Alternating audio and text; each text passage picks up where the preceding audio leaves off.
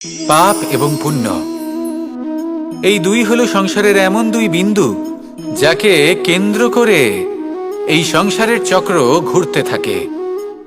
আমরা যদি কোনো কর্ম বিচার করি, হয় পুণ্য নয় পাপের দৃষ্টিভঙ্গি দিয়ে, এটা হয় পুণ্য না হলে পাপ। কিন্তু এই পাপ এবং পুণ্য এই দুই নির্ভর করে প্রত্যেক মানুষের ওপর, তার চিন্তাধারা, তার পরিস্থিতির ওপর।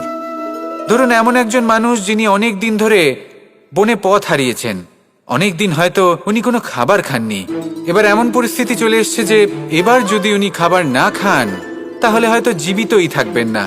আর এমন অবস্থায় ওনার সামনে যদি কোনো প্রাণী আসে তাহলে তাকে শিকার করা, এটা কিন্তু তার কাছে পাপ নয়, এটা তো জীবিত থাকার একমাত্র উপায়।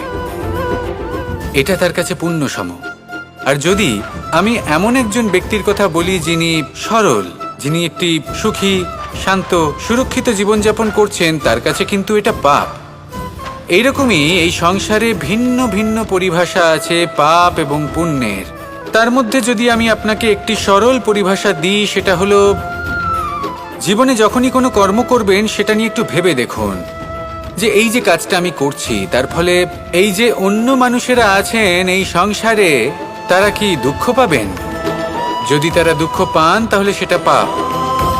যদি আপনি এমন কোনো কর্ম করেন যার ফলে অন্যরা প্রসন্নতা লাভ করেন, তাদের মুখে হাসি ফুটে ওঠে, যদি তারা প্রেরিত হন, জীবনে সামনে এগোতে পারেন, তাদের বিকাশ হয়, তাহলে এটা হলো পুণ্য। তাই জীবনে সবসময় পুণ্য করতে থাকুন আর আমার সাথে ভালোবেসে বলুন রাধা রাধা।